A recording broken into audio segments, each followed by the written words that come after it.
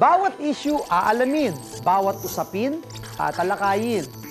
Magandang araw, ako po si Joel Villanueva at sa agendang ito, tayong lahat kasama, kaisa, may pakialam.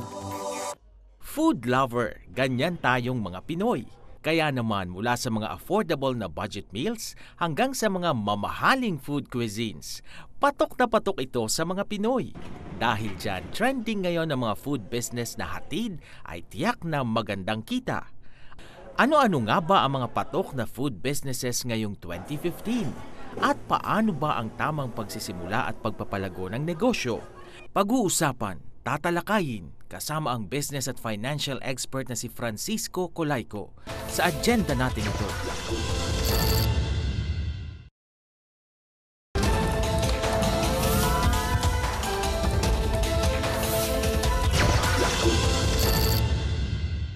Bigyan daan po muna natin ang ilang mga komento at mensahe mula sa ating mga kababayan sa social media. Ito po ay galing kay Arvs Mendoza from Balanga, Bataan. Ang sabi po niya, ganda ng topic ng tungkol sa telecommunication. God bless, Sec Joel. Maraming salamat at God bless you more. Mula naman po kay Arnel Faduhilaw from Harold, Leyte. Ang sabi po niya, napakaganda po panoorin ang agenda. Marami po akong nalalaman o natututunan dito. More power and God bless po. Maraming salamat at regards po dyan sa Leyte. Mula naman po kay Geno Tape from Zamboanga del Sur. Ang sabi po niya, Sir, saludo po ako sa magagandang aral na nakukuha ng mga televiewers ninyo at isa na ako doon. More power po sa agenda. Maraming salamat po at regards po dyan sa Zamboanga. Mula naman po kay Judith Cruzada from Manila. Ang sabi po niya, Hi Sec Joel, it is indeed amazing how you inspire many youths through your competence and character shown not only as a Director General of TESDA, pero pati TV host ng agenda. Good job Sec for having a good and informative show. Maraming salamat po. Really appreciate it. Sa inyo po na patuloy na nagpo-post at nagbibigay ng suwestyon at question, maraming salamat po at patuloy po kayong sumuporta sa ating programa na agenda. Malaking pera. Malaking savings.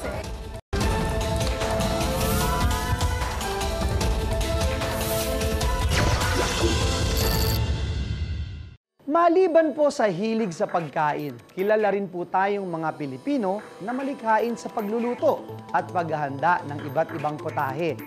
Sa katunayan nga po, marami na sa ating mga kababayan ang ginagawang negosyo ang pagkain.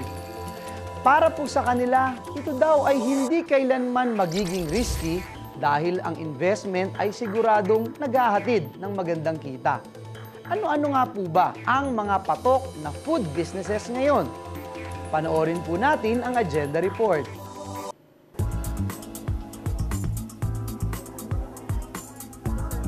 Mapa Filipino style, Chinese dishes o Japanese cuisine. Kilala tayong mga Pinoy na mahilig sa iba't ibang klase ng luto. Kaya naman, patok na patok sa ating mga kababayan ang pagkakaroon ng food business. Katulad na lamang ni Jinky, na sa murang edad pa lang ay nakahiligan na ang paggawa ng mga baked products. Sa kasalukuyan, part-time business ni Jinky ang paggawa ng cookies at brownies. May demand din, kaya nagbe-bake kami. Tsaka hinahanap na rin ng mga ng friends, ng customers kasi nga parang from every year, umu-order na rin sila. So hinahanap nila yung lasa. Tapos gusto ko nga kasi yung baking. So parang sharing na rin nung product. Kumbaga parang sharing na rin nung kasi ang ganda nga nung outcome. Let's say, nag-bake ka ng cookies, ang ganda nung kinalabasan. So, gusto mo i-share yung sarap ng cookies na gano'n. Rewarding kasi in return, meron ka ring profit na nakukuha. Maliban sa pagiging entrepreneur, isa ring dietitian si Jinky sa isang kilalang ospital sa Metro Manila. Dahil dito, nasisiguro niyang angkop sa kalusugan ng kanyang mga customers ang kanyang mga produkto.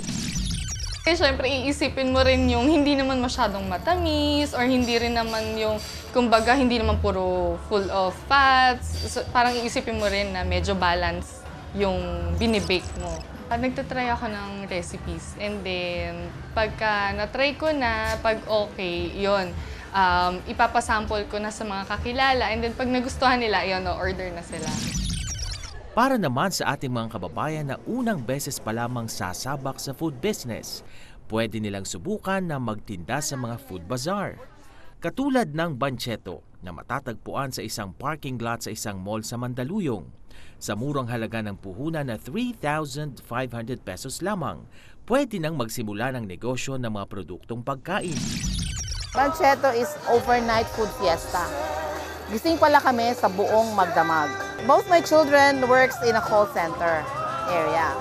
Tapos sabi nila sa akin, Mami, sawang-sawa na kami sa food na nakakain namin every night na yun at yun at yun din. Most of the food that they eat daw are yung mina-microwave na lang, di ba? Or the usual, that you see na around na nandiyan lang palagi, no? So, sana makakain kami ng freshly cooked, something simple na lutong bahay. Bukas ang Banchetto gabi-gabi mula Miyerkules hanggang Biyernes. Grilled foods, pasta at pastries. Ilan lamang yan sa maraming uri ng pagkain na mabibili sa Banchetto. Simula nang nagbukas ito noong taong 2007, patuloy na ang pagdagsa ng ating mga kababayan dito. Pangunahing customers ng Banchetto ay ang mga call center agents.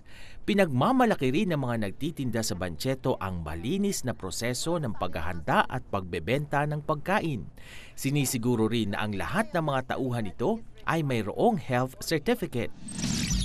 As in, ang isang stall, normally, ang tawag dito, ang binibenta nila, a minimum of 6 siguro, up to marami na siya talaga. Meron namang isa lang ang binibenta niyang klase.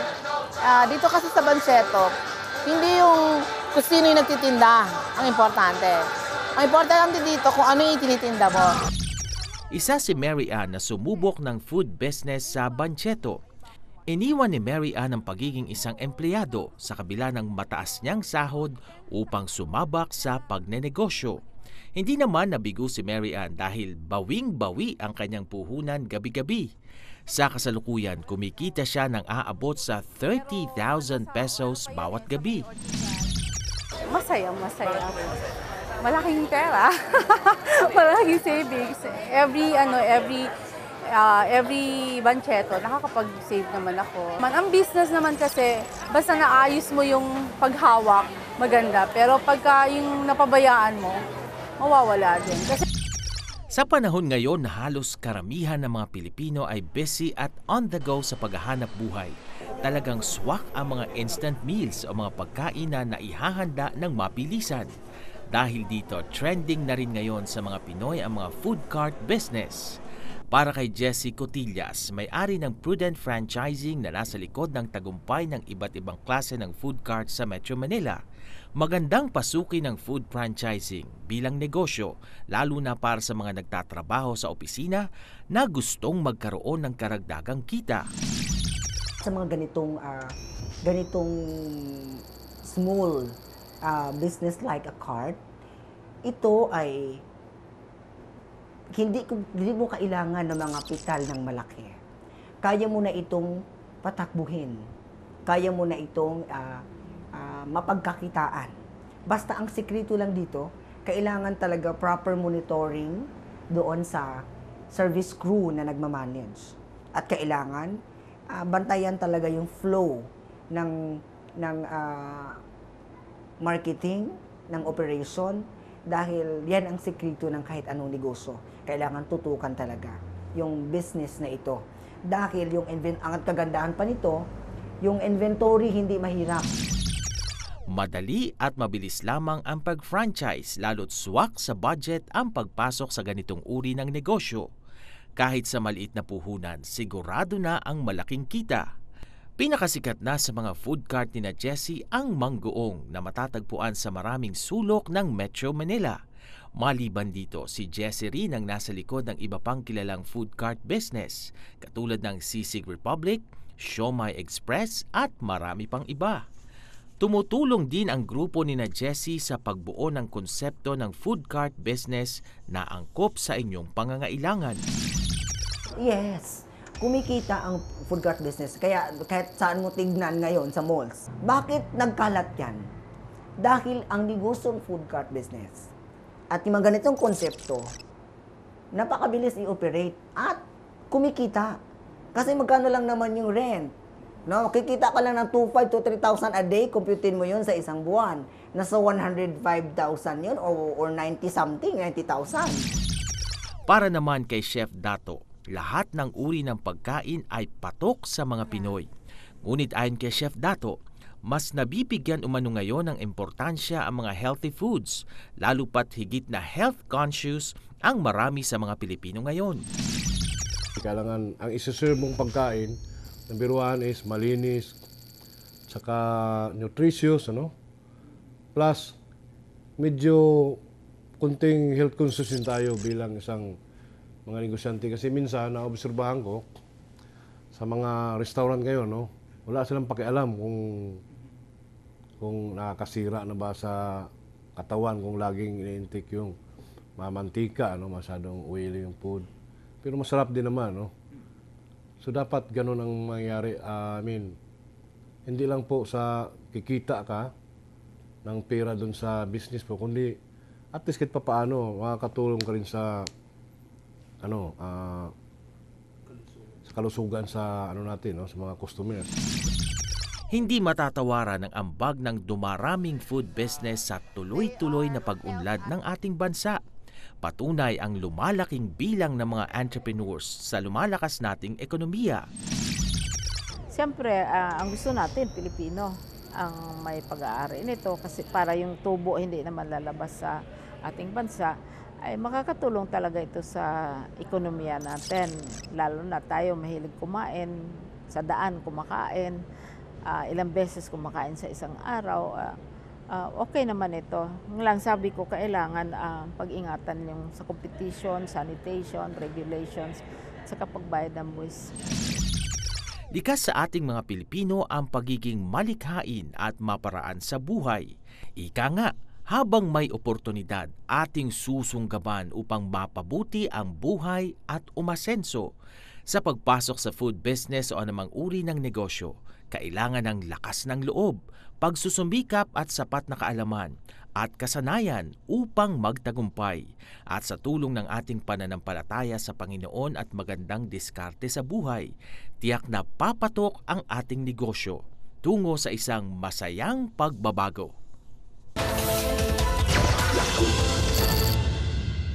Management intensive food business. Ang food business.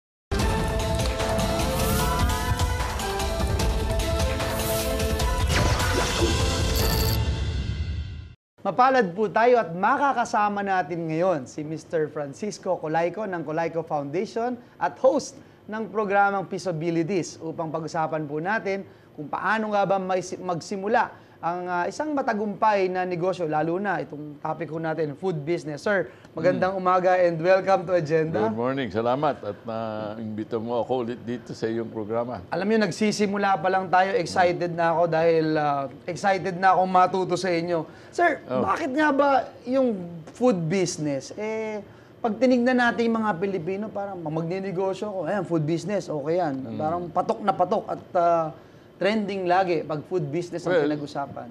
Food business kasi, ang lakas kumain ng Pinoy, madalas pa. Madalas. Malakas na madalas pa. Magko-comment lang ako sandali. Merong Pilipino na nakatira abroad. Bumalik siya recently. Sabi sa akin, pare, shock na shock ako dito sa inyo. Bakit? Sa Senate hearing, walang tigil ang labas ng pagkain. Nakikita niya. Sa Amerika, Senate hearing, tubig, hanggang doon ka lang. So, sabi ko, well, kultura na dito yan. Basta bumisita ka sa opisina, food. Laging may snack, may tanghalian, hapunan, agahan. Kaya, pag sinabi mong food business, excited agad lahat dahil siguradong bebenta. Huwag lang, pangit talaga yung produkto mo. Pero ang challenge is, kikita ka ba? Yes. Sir, yun yung next question. Kasi pag sinabing food business, parang basic dyan yung tinatawag na pilferage o yung hirap bantayan nung nawawala, nauubos at nananakaw. Ito hindi ibig sabihin nananakaw, literal na may pumasok na magnanakaw, kinuha. Hindi. Yung mga binili mo na nandun, na hindi mo alam kung mapapakinabangan or Na baka mamaya papanis. mapapanis lang, may expire. Papanis, nag-expire o nadumihan. Yung container mo hindi secure, napasukan ng insect. Wala na yun. Sir, So, ang daming peligro sa negosyo yan. ano yung mga basic bago ka Well, pumasok sa isang sa food. ganyan? Food business. Sa food is cash business. Maganda. Okay. Dahil definitely, benta mo, cash ka. Ang babantayan mo dyan, yung margin mo sa presyo. Okay. Isa yon. At titignan mo yung struktura ng tindahan mo. May renta ka ba? Yes. Ilang tao ka? Magkano konsumo mo ng elektrisidad, lalo na kung air conditioning shop mo. Fix yan eh. Fixed amount yan. Cash flow business yan. So dapat, estimatein mo bago ka mag-umpisa, ilang transaksyon kaya araw-araw. Ang bibili, kakain sa akin. For example, sa mga convenience store, on average, kung wala kang 1,000 transaksyon araw-araw, huwag ka na umasang kumita. 1,000 Na transaksyon. na transaksyon na mayroong bibili, on average, may 100 piso. Ha? Dahil 100 piso, maaaring kumita ka ng 40 pesos. Pero kailangan, madaming transaksyon. Yes. Eh kung ang presyo mo nandun lang sa 50 pesos, meal mo, o kung ano yung binibenta mo, ang average transaction mo, halimbawa, 100 piso lang. Napakahirap kumita. Yes. Unless dudumugin ka talaga. Okay, maganda yung sa kahilya mo, malakas ang benta. Baka naman nawawalan ka inventaryo. Okay. Akala mo kumita ka, yung pala nauubos yung inventory mo, mali na yung costing mo. Sir, yun yung sinasabi nyo, hindi ko mo dinudumog ng tao, akala mo kumikita na yun. Yung Madaming, isang, actually, establishmento na gano'n. nalulugi. Akala nila kumikita, mali ang presyo nila. So, importante din yan, binabanggit yun, yung inventaryo, no? Papaanong mabantayan at masiguro mo, siguro sir, yung timing, napaka-importante kung kailan mo bibilin to. O, Hindi lang yun, pati yung dami ng sineserve mo. okay. Meron pa rin problema yun dahil umaasa ka sa tao. Kung galante, kaibigan yung kumakain, ang daming ibibigay na produkto. Ang presyo mo, nakabase ka lang sa estimate mo eh. Kung galante yung taong inassign doon, doble ng doble binibigay, talo ka. So, importante ho yan, no, na nababantayan natin. No? Napakadaming babantayan. Management intensive ang food business. Ang food business. Problema sa pagkain, sa costing, problema sa control ng cash, problema pa rin sa tao. Mag-absent yung tao mo, hindi nabuksan ng on time. Exactly. Hahanap ka ng marunong. Hindi naman lahat na mahanap mo marunong. Marunong. Buti kung Problema test na graduate. Sir, siguro sir, pag-usapan natin naman, dun naman sa mga nandun na sa food business at nakikita nila, teka lang, nagpa-plateau na. Ano ba yung mga pwede nating ibigay na tips sa kanila para mapalago naman nila yung kanilang Ang food negosyo? business, hindi dapat tumitigil yung R&D. R&D. Research and development na binabago mo produkto mo every so often. Yes. Hindi yun at yun at yun. Ay, nakakasawa. O, dadagdagan mo. Pagdagdag Kasi mo, sir, kahit babaguhin mo lang. Kahit Babaguhin. wagyu yung kinakain mo na steak araw-araw, pero araw-araw puro yun lang. Hindi naman pwede yun lang. Oo nga. Hahaluan mo ng konting, ano yun, konting creation, creativity. Creativity, papasok dyan, sir, yung kunyari, oy, may nagtayong isang kumpanya doon, pwede akong delivery. Pwede yung Pwede gano'n. Haluan mo ng delivery o haluan mo ng ibang produkto o yung mismong produkto mo, baguhin mo. Paano mo mabibigyan ng tips itong mga ito na iniisip na pag nagtaas akong presyo, baka mabawasan akong customer. Or pag di naman ako nagtaas ng presyo, teka lang, mahirap.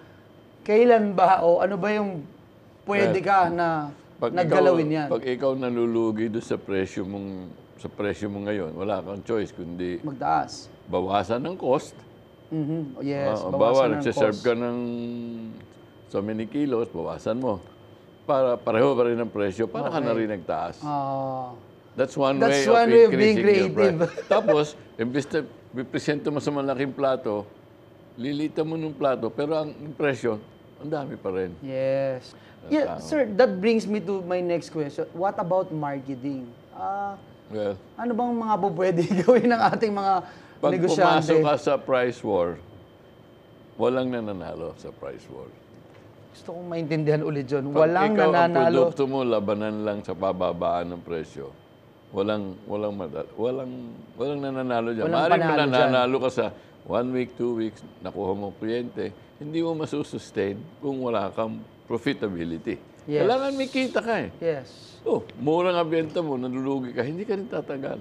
So, ako negosyante, assuring ko muna na meron naman ako sapat na cash nakikitain sa ginagawa ko. Dahil kung wala, barak eh. Di Or wag na kikita lang. ka sandali, pero nabawasan yung quality, iiwan ka naman ng customer Iiwan ka mo. ng customer. Sir, yung mga mga nagtutulak, yung mga- mga karton. or yung mga Food sa cart. maliit na, o yung mga food carts sa mga Food mall, cart, sa mga... Mga comfort food yun Oo, eh. mga ganun. Ang hinahabol mo doon yung food traffic eh. Kailangan alam mo yung lugar na yon, matindi ang food traffic. Kaya alam mo, kahit tayo, di ba? Kailangan lang may makain dahil gusto kong manood ng sine. Para may laman lang muna. Kakain ako nung... Hindi talaga pagkain na para kainin ng panggabi. Kakain na lang ako. Yun ang mga market nun, mabilisan eh. Convenience, comfort food, masarap, maayos ang presyo. How's that? How's that market ho? Very competitive. Araw-araw may bago na i-invento sa tapatan ka. Di ba? Siomay lang, ang daming version ng siomay. Dimsum, ang daming siomay. Pati popcorn $100 na flavor na yata ngayon. Di ba? Nag-umpisa dati. Simple-simple. Asin lang eh. Ngayon, ako, ang dami-dami na. The more creative you are in offering your products to more people, doon sa mga dumadaan sa lugar mo, the more chances of success. Pero you will notice, ang isang number one, isang mataas na factor sa success, packaging. Yes. Yung attraction sa mata. Meron bang subok na formula when it comes to pagninegosyo, especially yan sa food business? Ang number one, ang formularyo doon, dapat may kita ka doon sa presyo mo. Okay. From an arithmetic point of view, huwag na Lagi. muna natin isipin kung may market. Kaya may market o wala, ang produkto mo dapat bibigyan ka ng margin. Hindi pwedeng naisip mo lang, gusto ko kasi to or nako, gusto kong... Normally, ang margin sa pagkain, as much as possible, huwag tataas higit sa 40% yung ingredient mo. ng ingredients. Cost. Pero mataas na yung 40. Yes. Ideally, mga nasa 30. 30. Dahil babayad ka pa ng kuryente, babayad ka pa ng Renta. So, may volume ka pa. So, yun ang formularyo. Tapos, siyempre, yung fixed cost mo, ibaba mo. Baba mo renta mo, baba mo yung method ng luto mo, baka mas mura yung huling kesa, yung mga ganon. Yes. Sir, siguro yung isang isa sa mga huli kong itatanong, ano yung talagang maipapayo nyo dun sa mga nag-iisip kahit hindi food business, no? Sino mang na nagnanais magnegosyo, basic na maipapayo nyo ho. At Isipin nila yung, kasi mag-umpisa ng negosyo, startup business, ang number one rule, cash flow. cash flow. Kahit na accounting-wise, talo ka. Sa PNL, alam mo naman na accounting, may depreciation, may ano. Kalimutan na natin yun. Cash flow muna. Meron bang netong cash na pumapasok sa bulsa Sa'yo. mo? Pag walang ganun, huwag ka na pumasok. Huwag mo na intindihin yung accounting PNL. Yun ang letter A at number 1. Number one, kailangan may cash flow. May cash flow. Cash flow. Kung hindi, kala mo lang kumikita ka, pero talo ka. Pangalawa, business modeling. Ano yung business modeling? Saan ka kikita? Saan yung pagkukuhanan ng kita? Sa benta lang ba ng produkto? O dadagdagan mo ba ng konting serbisyo? Pandagdag ng cash? Every month, isip ka ng sarili mong gimmick. Yes. Yung mga ganon, it's to keep the variety. Hindi lang yun at yun. Although meron dyan talaga, gusto nila, suki ako dyan. Pero, suma total, kahit anong gimmick mo, kung yung presyo mo mali, talo. Diyan bumabaksak ang marami. Sir, siguro yung huli ko itatanong sa inyo and please invite also our televiewers para sa inyong show. Tapos at the same time, yung mga nagnanais na kumonsulta. And alam nyo, yung gusto ko sanang ibanggitin nyo sa kanila, yung advocacy ng Colayco Foundation. Oo. Well, alam mo, Secretary, matagal na tayo dyan, 10 years na. Ako'y nagpapasalamat sa SOE at lalo nating natutulungan yung mga marami. No? sa ating feasibilities. Napakadami tumatawag yan. Alam mo, security guard, manager, Yes. lahat, all walks of life. Uy, Mr. Feasibility, sasabihin sa akin, nanonood sa Zoe, nanonood sa GMA. At sabi niya, yung palang 30 pesos, madami palang aabutin yun. So yung ating advocacy, simple lang. Huwag natin baliwalain ang maliit na pera. Magkaroon lang tayong disiplina at matutunan natin kung saan natin lalagay yung pera. In fact, madami kami seminar sa Colayco Foundation. Kung bibisitahin yung website namin, nakaschedule yan. Yung mga nagpo-food cart, huwag lahat ng kita, gastos. Yes. Dapat magtabi. 30 pesos a day. Maging 1,000 isang buwan yan. Pagpalaguin natin yan sa mutual fund or some other ways. Hindi lang dun lang nakafocus sa isang... Sabi nga nung isang guru, never depend on one single source of income. Never depend. Alam mo, mundo pa iba-iba. Yes. So ako, ang aking payo, kumita ka active income sa food business mo, bayaran mo sarili mo kahit na 30 piso araw-araw, pagpalago. 2 kabayo ang tatakbo. Pagpalago ng pera mo. Tama. Sir, maraming salamat Salamat po. din. Mabuhay Thank po you. kayo. God bless you more. Thank you. Tutok lamang po kayo at magbabalik po ang ating agenda.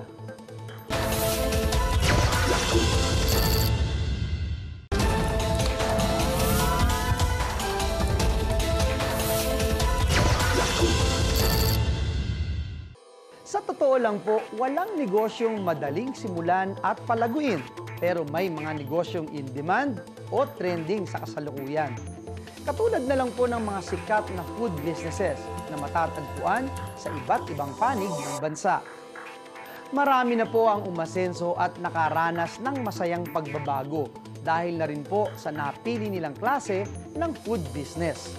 Maliban po sa kanilang pagsusumikap, binigyan din nilang halaga ang pagkakaroon ng sapat na kaalaman at kasanayan tungkol sa pagninegosyo. Samahan niyo po kami sa susunod na linggo. Ako pong muli si Joel Villanueva.